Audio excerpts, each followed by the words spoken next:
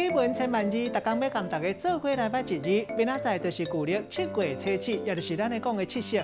今仔日要甲大家小解这一日就是夕。读做夕，这是文音，夕就是黄昏尾仔嘛意思，像咱夕阳，个黄昏的下，古早讲是夕下。旧历7月初7，有人讲七夕，嘛有人讲七夕，另外嘛有人祭夕。白音读做夕，带大家做伙来小解两个词。头一个读做七夕，嘛有人读做七夕。旧历7月初7，也就是七娘马西。民间传说讲，牛郎织女只暗的相会，台南就做16回风俗。